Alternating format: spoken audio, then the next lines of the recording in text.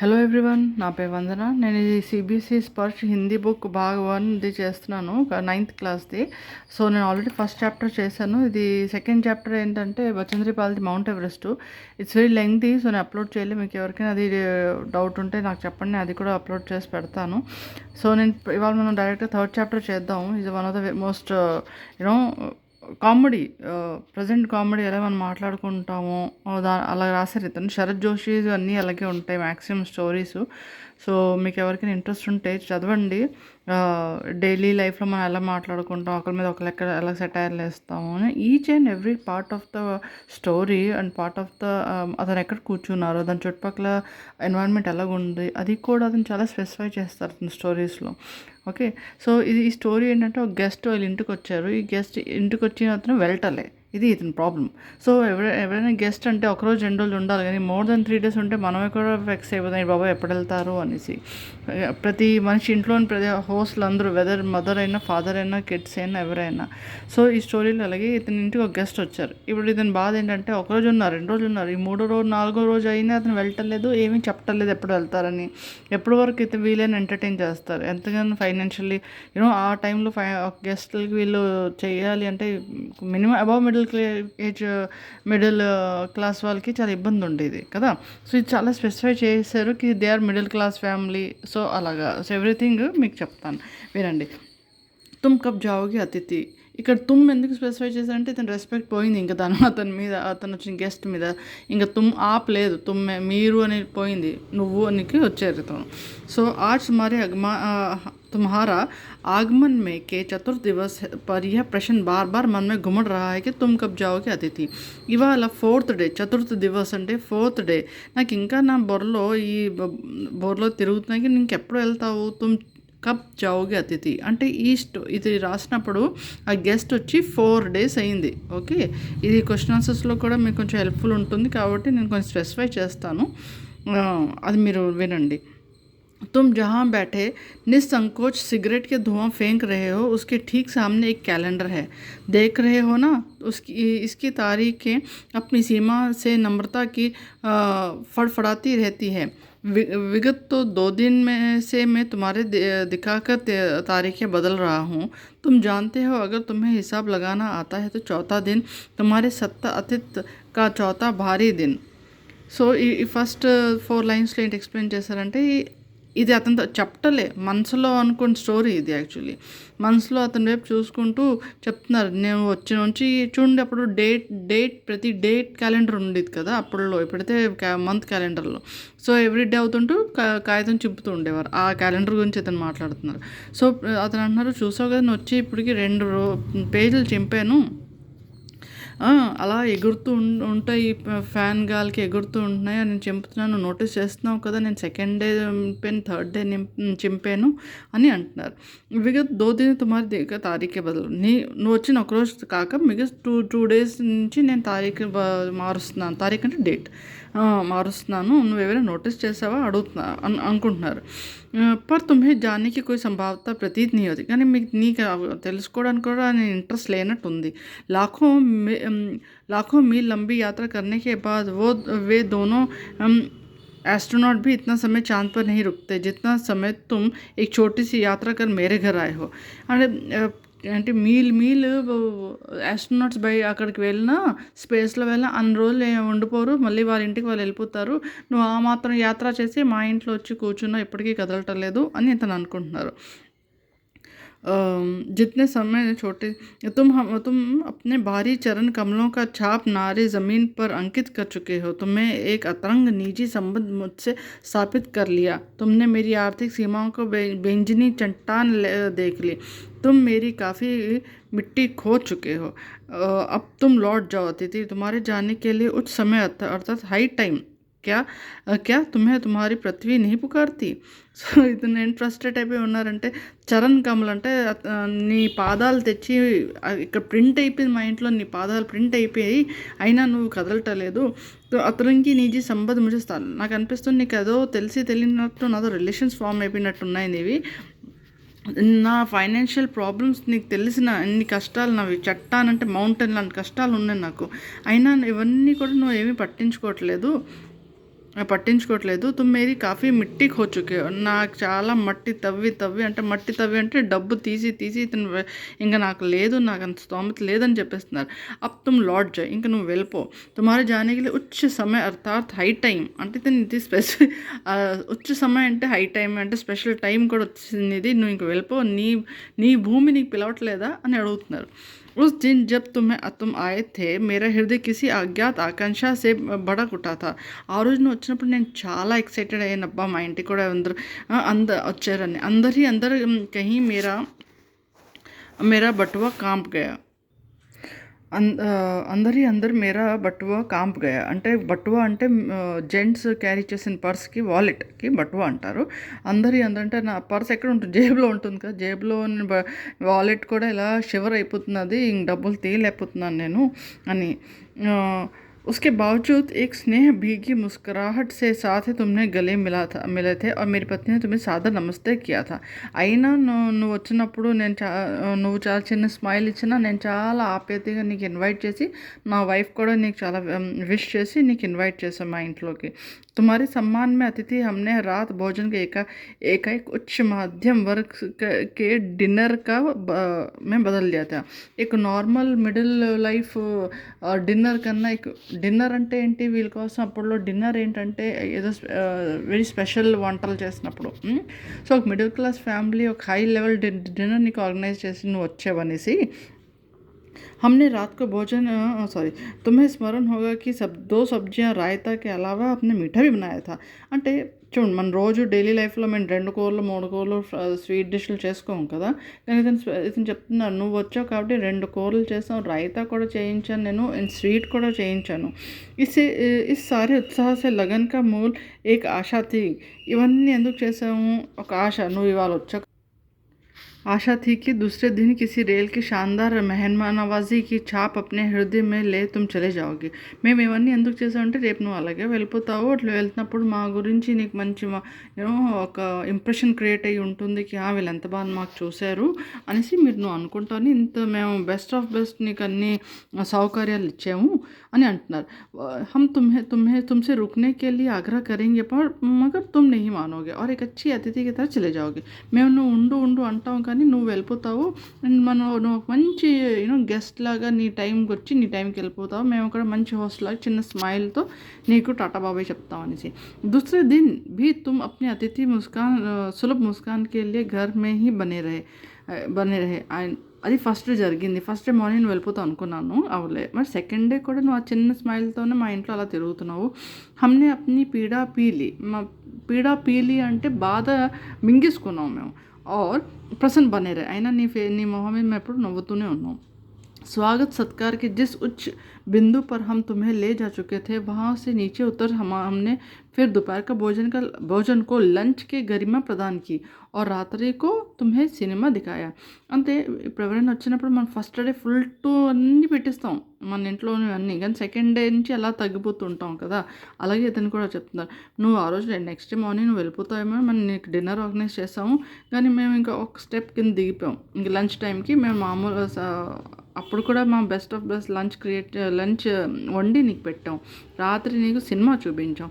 हमारे సత్కార్ का ही आखिरी छोड़ता. ఇంకా మేము హోస్ట్ చేసింది లాస్ట్ లెవెల్, ఇంక దానికన్నా మా వలన కాదు అని. जिससे आगे हम किसी और के लिए नहीं बढ़ सकते, किसी के लिए नहीं बढ़ सकते. దీనికన్నా మేము ఎవరికి ఏం చేయలేము. इसके तुरंत बाद भावभीन विदाई का ही भिना हुआ क्षण आ जाना चाहिए था जब तुम विदा होते और हम तुम्हें स्टेशन को छोड़ने जाते, पर तुमने ऐसा ही नहीं किया. అంటే దీన్ని అనుకుంటున్నాడు ఇవాళ రేపొద్దునైనా వెళ్ళిపోతాడేమో, ఇవాళ రాత్రైనా శుభ్రం అంటే సెకండ్ డే కదా ఇది జరుగుతున్నది. సో ఈ మార్నింగ్ కూడా నువ్వు వెళ్ళిపోతావేమో, నీకు స్టేషన్కి మేము వచ్చి నీ విదా అంటే ఏంటి సెండ్ ఆఫ్ ఇచ్చి వచ్చేస్తామేమో అనుకున్నాం మేము అంటున్నాడు. తీసరే దిన్కి సుబహ తుమ్నే ముझे కహా. థర్డ్ డే నువ్వు మా ఇంట్లో ఉన్నావు, నువ్వు అసలు ఏమీ రెడీగా లేవు వెళ్ళిపోవడానికైనా. కాగా నువ్వు నాకు అన్నావు మేము ధోబీకి కప్పడే దేనా చావుతాను, నేను చాకలి వాళ్ళకి బట్టలు వేయాలనుకుంటున్నాను. యహ అధ్యాత్ అప్రతిష్ఠిత్ తాకి ఇస్కి చోట్ మార్మిక్ థీ. అంటే ఇక్కడ ఏంటి ఈ లైన్ మే ధోబీకో కప్పుడే దేనా చాతా హూ అంటే నేను చాకలర్కి బట్టలు అనుకుంటున్నాను అంటే దాని అర్థం ఏంటి? అప్పుడే వెళ్ళు, చాకలర్ తీసుకెళ్ళాలి, ఉతకాలి, ఇస్త్రీ చేయాలి, తేవాలంటే ఇంకో ఒక 2 రోజులు ఉంటాడు ఏంటి వీడు అనేసి ఇతను అనుకుంటున్నారు. तुम्हारे समीप कोई विला एकाएक यो रबर की तरह खींचे जाएगी इसकी मुझे అనుమాన్ నా था. నీకు ఇచ్చిన టైము, నీకు ఇచ్చిన విలువకి నువ్వు ఇలా రబ్బర్ లాగా లాగుతూ ఉంటావని నేను ఎక్స్పెక్ట్ చేయలేని. पहली बार मुझे लगा कि अतिथि सदैव देवता नहीं होते, वह मानव और थोड़ी अंश में राक्षस भी हो सकते हैं. फर्स्ट टाइम రైటర్కి అనిపించింట కి అంటారు అతిథి దేవోభవ కాదు, వాళ్ళు కూడా మనుషులు, ఇంకెక్కువ రోజులు ఉంటాయంటే ఈ అతిథులు రాక్షసులు కూడా మారుతారు అనేసి. కిసి లాండ్రీ పర్ దే దేతే और జల్దీ ధుల్ జాయింగే మేనే కహా. అయితే ఇతను అన్నట్టు ఏదో లాండ్రీలో బయటలో ఇచ్చేస్తే వేరేగా ఉతికిస్తారు కదా వాళ్ళు అని. మనమే ఒక విశ్వాస పల్లాతకి తుమ్ జల్దీ జానా హై అంటే మనం డైరెక్ట్గా అనలేము కదా, ఇండైరెక్ట్గా చెప్తున్నారు ఇతను. ఈ లాండ్రీలో వేసేస్తే వాళ్ళు అప్పటికప్పుడు వాష్ చేసి ఇచ్చేస్తారు కదా నీకు అనేసి. అంటే మనసులో ఏంటి ఇలాగైనా ఇతనికి అర్థం అవుతుంది कि ఇప్పుడు వెళ్ళిపోవాలి అని. కహా హే లాండ్రీ, చలో చల్తే హే. ఎక్కడుంది లాండ్రీ, పదండి ఇద్దరు వెళ్దాం అన్నట్ట ఆ గెస్ట్. మేనే కహా అప్నీ సహజ్ బనియాన్ పర్ ఔపచారిక్ కుర్తా డాల్నే లగా. ఈ మాట అన్నాడు కానీ గబుక్కుమని అతను మామూలు సింపుల్ బనీన్ మీద ఔపచారిక్ అంటే ఎవరు పడితే ఏదో అక్కడ కుర్తా ఉంది అంతే, ఇంకా హీ డోంట్ నో కదా ఎవరు కుర్తా ఏంటని ముందు గబుక్కుమని వేసేసుకొని బయలుదేరదాం అనుకున్నట్టు. అప్పుడే వాళ్ళ వైఫ్ అడిగింట కహా జా రహే హో, ఎక్కడికి వెళ్తున్నారు అని. ఇన్కే కప్పుడే లాండ్రీ పర్ దేనే హే మేనే కా, ఇతని బట్టలు లాండ్రీలో ఇవ్వాలి అని. మేరీ పత్నికి ఆంకే ఏకాఏక్ బడి హో గయి. మన వైఫ్ కళ్ళు మాత్రం ఇంత పెద్ద చేసి నాకు చూస్తున్నది. ఆజ్ సే కుచ్ బరస్ పూర్వ్ ఉన్కి ऐसी आंखों देखे मैंने अपने अकेलेपन की यात्रा समाप्त कर बिस्तर खोल दिया था. సో కామెడీగా అతను అంటున్నారు కి ఈ ఇంత పెద్ద కళ్ళు చూసింది నాకు, ఈ కళ్ళలోనే నేను ఒకప్పుడు యూనో అవి చూసే నేను జారిపోయి నా ఒంటరితనంకి ఈవిడతో ఒంటరితనం క్లోజ్ చేసి ఇంక ఈవిడతో లైఫ్ లాంగ్ స్పెండ్ చేయాలి అని నేను అనుకున్నాను. ఆ కళ్ళుతోనే ఇప్పుడు నాకు భయపెట్టేస్తున్నది అని అంటున్నారు ఇతను. పర్ ఆజ్ జబ్ వహీ ఆంఖే బడి హోతీ తో మేరా మన్ ఛోటా హోనే లగ్తా హై. కానీ ఇవాళ ఈ కళ్ళు ఇంత పెద్ద అవుతుంటే నా మనసు మాత్రం చిన్నదైపోయింది. వే ఇస్ ఆశంకా సే భయ సే బడి హుయి థీ కి అతిథి అధిక్ దిన్ ठहरेगा అంటే ఆ పెద్ద కళ్ళు ఇతనికి తెలిసిపోయింది క్వశ్చన్ మార్క్, ఇంకెన్ని రోజులు ఉంటారు బాబు మీ గెస్ట్ అనేసి. నెక్స్ట్ और ఆశంక నిర్మూల్ నహీ. నిర్మూల్ అంటే ఎవరికైనా ఉంటుంది కదా, ఎన్ని రోజులు ఆవిడ చేయగలరు, వండి పెట్టగలరు, మిడిల్ క్లాస్ ఫ్యామిలీ అని ఇతను చెప్తున్నారు. అతిథి తుమ్ జా హీ నహీ రహే, నువ్వు వెళ్ళటలే, లాండ్రీ పర్ దియే కప్పుడే ధూల్కర్ ఆగే తుమ్ యహీ హో అంటే లాండ్రీలో వెళ్ళిన బట్టలు కూడా ఉతికేసి వాళ్ళు తెచ్చారు కానీ నువ్వు ఇక్కడే ఉన్నావు. తుమారే భర్కం శరీర్కి సలావటే పడి చాదర్ బదిలీ జా చుకీ హై తుమ్ యహీ హో. ఇంకా నువ్వు అలాగ బద్దకాలు తీసుకుంటూ నేను మంచం మీద దుప్పటి మేము మార్చేసాం అయినా నువ్వు ఇక్కడే ఉన్నావు. తుమ్మే దేకర్ फूट पड़ने वाले मुस्कुराहट धीरे धीरे फीकी पड़ गई, अब लुप्त हो गई है. నీకు చూసి ఎక్సైట్మెంట్తో నేను స్మైల్ సింపుల్ స్మైల్ అయిపోయింది, ఇప్పుడు స్మైల్ లేకుండా అయిపోయింది అని.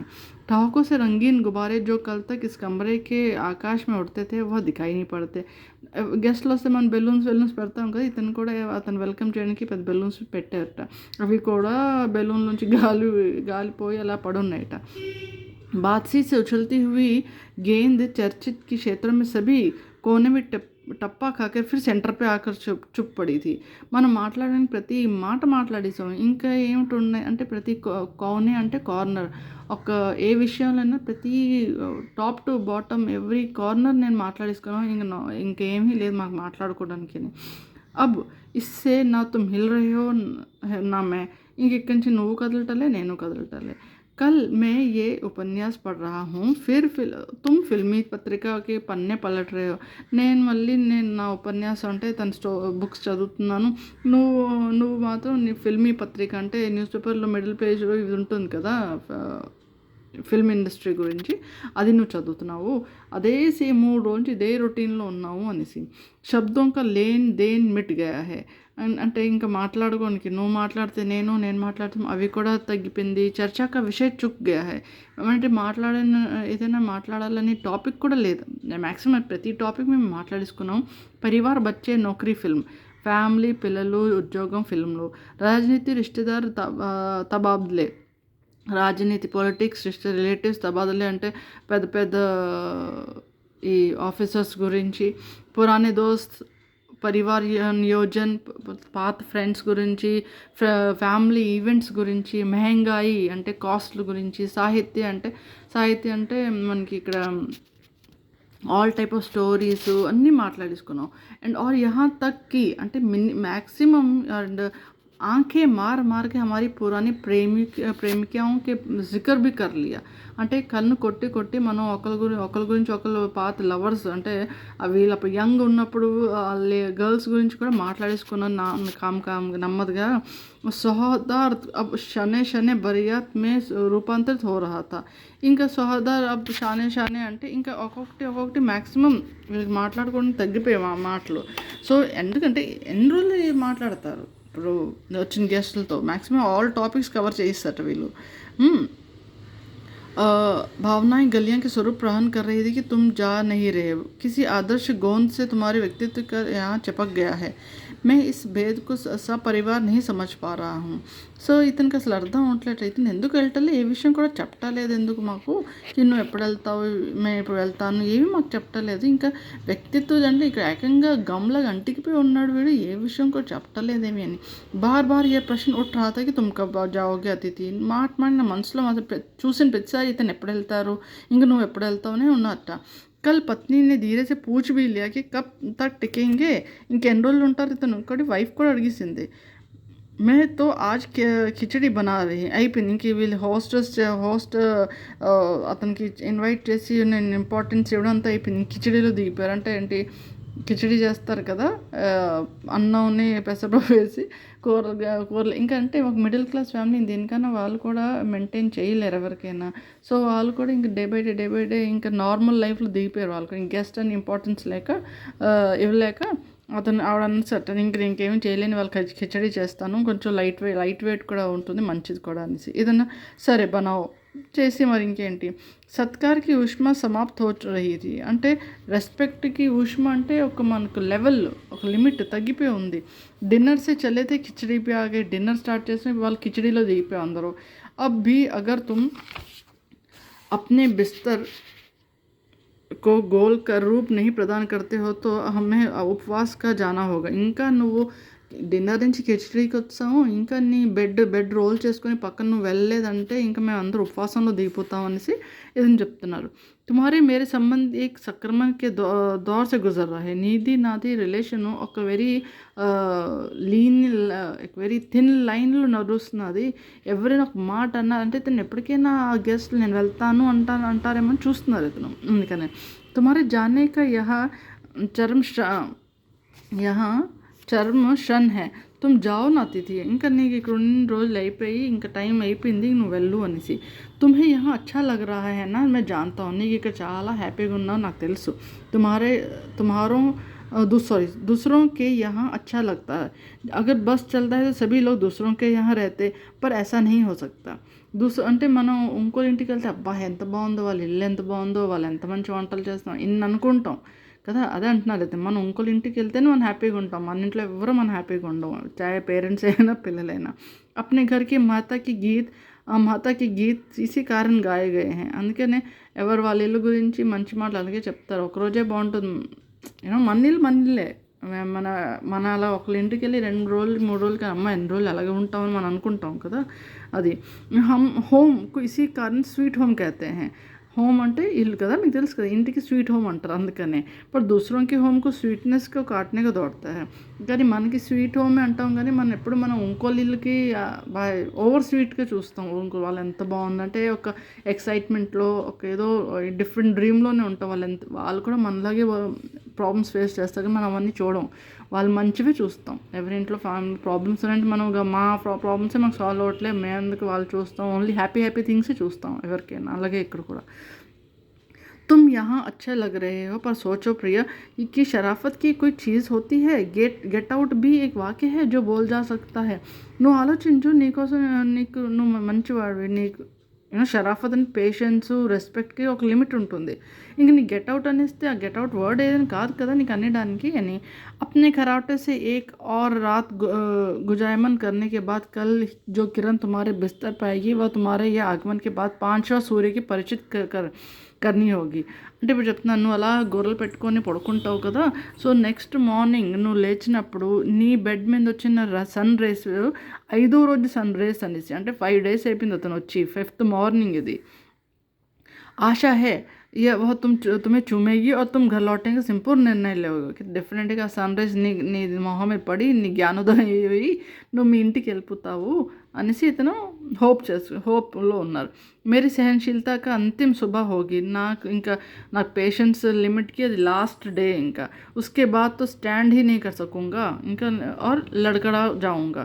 ఇంకా నేను నించోలేని హాస్పిటాలిటీలో నా వలన కాదు. ఇంకా నాకైతే ఇంకా షివరింగ్, లడకడా అంటే కదిలిపోవడం, ఇంకా నా వలన కాదంటే స్టిఫ్గా స్టాండ్ అవ్వలేనని. మేరీ అతిథి मैं जानता हूँ कि अतिथि देवता होता है, आखिर वो भी तो मनुष्य है, मैं भी तो मनुष्य हूँ. అతిథులందరూ దేవతలే ఒప్పుకుంటాను, కానీ నేను మనిషిని కదా. मैं कोई तुम्हारी तरह देवता नहीं हूँ, నేను నీలాంటి దేవుడు కాదు కదా. एक देवता और एक मनुष्य अधिक देर से साथ नहीं रह सकते. ఒక దేవత ఒక మనుషులు ఎక్కువ రోజులు కలిసి ఉండలేరు అనేసి. దేవత దర్శన్ దేకర్ లాట్ జాతే హై, దేవతలు కూడా దర్శనం ఇచ్చి వెళ్ళిపోతారు వాళ్ళు. तुम लौट जाओ अतिथि, నువ్వు కూడా వాళ్ళలాగే నువ్వు వెళ్ళిపో. ఇసీ సే తుమారా దేవత సురక్షిత్ रहेगा. అలాగే నీ అంటే నీకు యాజ్ దేవుడిగా నీకు చూశాను కాబట్టి నేను నీకు ఆ రూపంలో రెస్పెక్ట్ చేయాలి అంటే నువ్వు రేపు వెళ్ళిపోవాలి అనేసి. यह मनुष्य अपनी वाली पर उतरे उसकी पूर्व तुम लौट जाओ. ఈ మనుషులకి ఇంకా నాకు తిక్కు రేగిందా అన్నట్టు కోపంలో ఉన్నారు ఇతను. బికాజ్ ఎండ్ డేస్ 4 days ఒక గెస్ట్ వచ్చి మన ఇంట్లో ఉన్నారు అంటే మనం ఇంకా అన్బేరబుల్, అది మనం తట్టుకోలేము, వెదర్ ఫైనాన్షియలీ అని ఫిజికలీ అన్న.